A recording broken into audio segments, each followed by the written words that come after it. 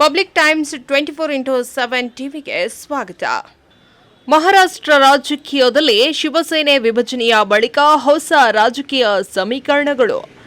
ಮಹಾರಾಷ್ಟ್ರದ ರಾಜಕೀಯದಲ್ಲಿ ಶಿವಸೇನೆ ಪಕ್ಷದ ವಿಭಜನೆಯ ನಂತರ ರಾಜಕೀಯ ಬೆಳವಣಿಗೆಗಳು ಹೊಸ ತಿರುವು ಪಡೆದುಕೊಂಡಿವೆ.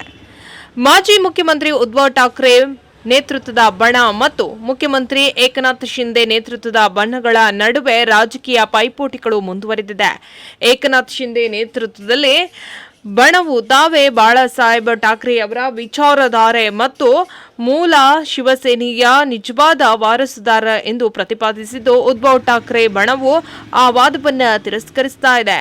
ಈ ವಿಚಾರ ಮಹಾರಾಷ್ಟ್ರ ರಾಜಕೀಯದಲ್ಲಿ ಪ್ರಮುಖ ಚರ್ಚೆಗೆ ಗ್ರಾಸವಾಗಿದೆ. ಇದೇ ವೇಳೆ ಉದ್ಧವ್ ಠಾಕ್ರೆ ಹಾಗೂ ಕಾಂಗ್ರೆಸ್ ನಡುವಿನ ರಾಜಕೀಯ ಮೈತ್ರಿಯ ಬಗ್ಗೆ ವಿವಿಧ ರಾಜಕೀಯ ವಲಯಗಳಲ್ಲಿ ಪರ ವಿರೋಧದ ಅಭಿಪ್ರಾಯಗಳು ವ್ಯಕ್ತವಾಗ್ತಾ ಇದೆ. ಕೆಲವರು ಈ ಮೈತ್ರಿಯನ್ನ ತಾಂತ್ರಾತ್ಮಕ ರಾಜಕೀಯ ನಿರ್ಧಾರವೆಂದು ಬೆಂಬಲಿಸಿದ್ರೆ, ಮತ್ತೊಂದು ಕಡೆ ವಿರೋಧಿಗಳು ಇದನ್ನ ಬಾಳಾಸಾಹೇಬ್ ಠಾಕ್ರೆಯವರ ರಾಜಕೀಯ ಪರಂಪರೆಯಿಂದ ಭಿನ್ನವಾದ ನಡೆ ಎಂದು ಟೀಕಿಸ್ತಾ ಇದ್ದಾರೆ.